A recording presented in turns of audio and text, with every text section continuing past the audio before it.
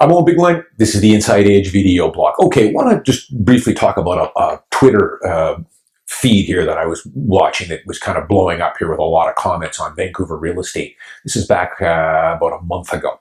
And it's from a Vancouver media source that tweeted out some stuff, and they've got a pretty big following, and this generated 300 or 400 comments here. But it went something like this. The headline was, in 1991, Metro Vancouver's population was 1.6 million people. In 2021, Metro Vancouver's population is now at 2.6 million. So 1 million more people since 1991 have moved into Metro Vancouver. Here's where it gets interesting. During the last 20 years, the median rent for Metro Vancouver's primary rental units, so I'll get to that. This is purposely built rental.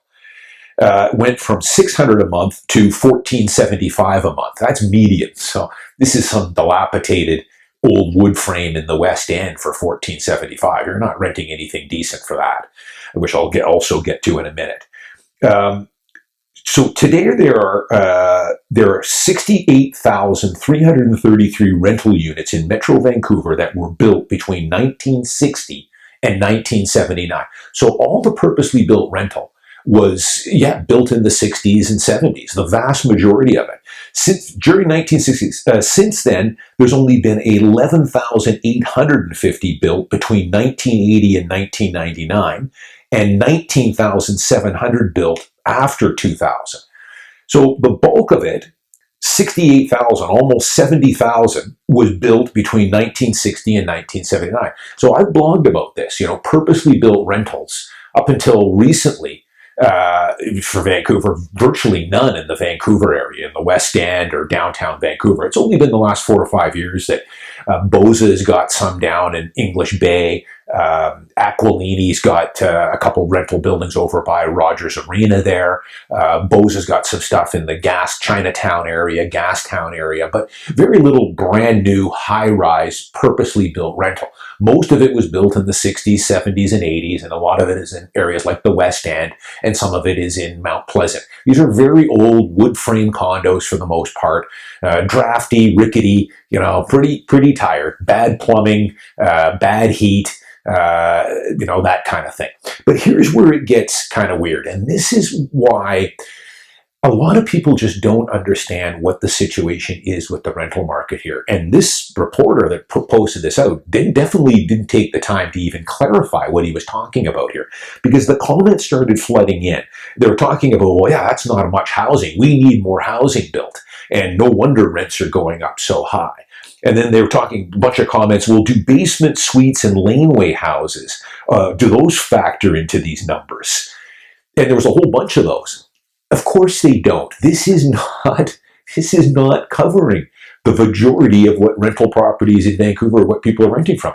The majority of people are, for quality rental stock, as I said before, are renting from mom and pop individual investors like myself and my clients. We're providing pretty much all the quality, newer housing stock here. Pretty much all of it. Yet it was odd that everyone kept thinking this was the total rental. This is just purposely built rental. Because, they haven't been building much, and they need more. But this is what gets my dandruff up a little bit, how, the NDP has this war against landlords, about individual landlords who are providing, the majority of the quality housing stock here. If you want to rent a 2 or 3 bedroom condo in Cole Harbour or Yaletown, you're dealing with an individual landlord. If you want to rent a townhouse or a duplex or a detached home, you're dealing with an individual owner landlord here. But you see, the government here has got a total war going on with them. The 2-year rent freeze because of COVID, and then the measly 1.5% rent increase for 2022, when the landlord's costs have gone up, since COVID, we're talking 20-25% increases with things like insurance, strata fees, property taxes. And I've done a number of videos on how a lot of these individual landlords that have owned properties for decades are deciding enough is enough. I'm going to sell my property. I've made a ton of money on these. I'm going to take my money, take my marbles, and leave the playground, because money can go wherever it wants to. They can take it and move it on to greener pastures, and that's what's happening.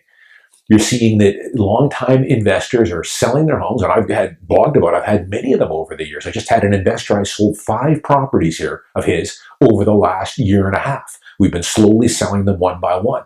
All of them except one was a end user, and that's what I keep pointing out. Most of the buyers on these are not going to be investors. They're going to be end users, principal residence buyers, first-time buyers. So there is another unit that will be taken out of the quality rental pool. And that's why you're seeing vacancy rates. They're always low here, but they're at pretty much all-time lows. And you're seeing the rental prices spike. But you see, you can tell with this thread here that a lot of people, I just don't think, realize this. That they think the government is providing all the rental stock, and they're not. They're not providing anything of quality. Again, I can only think of about 8 or 9 newer buildings that have been built in the last 5 years. And, the other thing too, a lot of people realize, I've had many people that have bought condos, and I've also had new tenants that have said, I was living in a rental-only building, and, I realized that, I got to get out of here. I wanted to be in a condo and rent from an individual landlord, because they know these rental buildings, not all of them, but you don't know who your neighbor is. It's continuous churn of people moving in and out. They're all renters. Whereas at least in a condo, there's a little more stability, much less moving in and out, because 50, 60, 70% of the ownership base are owner occupied.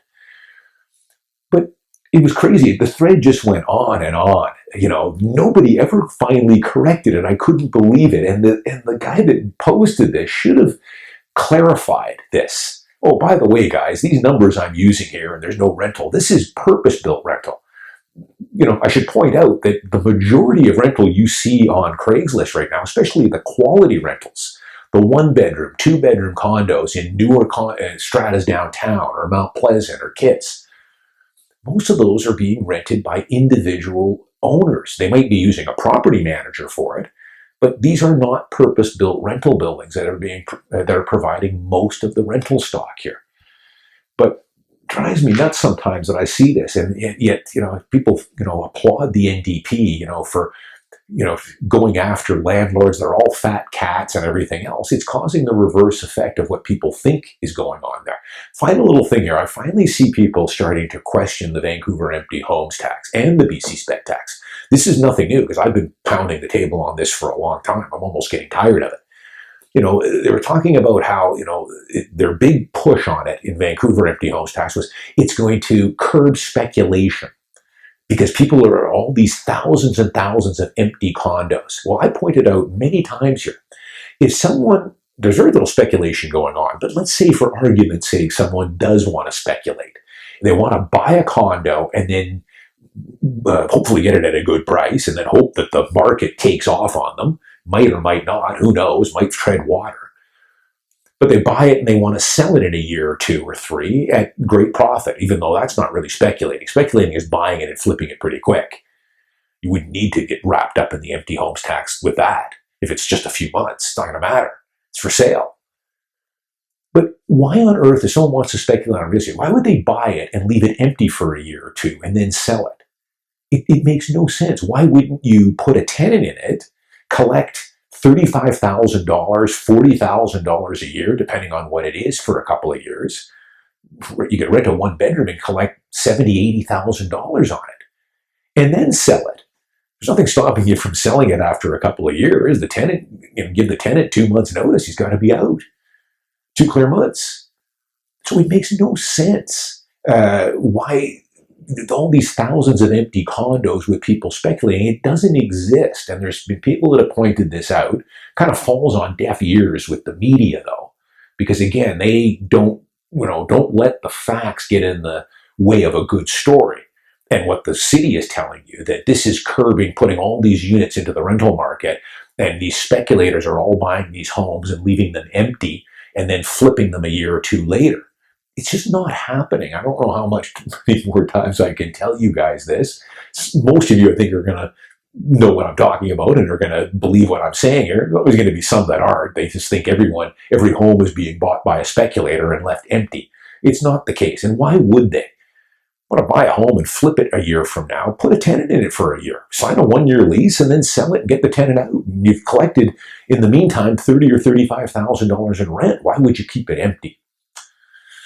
I'm Owen Bigland. As always, thanks for watching. Thanks to all my new subscribers here. Also, thank you to all my new book reviews on Amazon and everyone that's bought my book over the last 2 or 3 months. See you next week.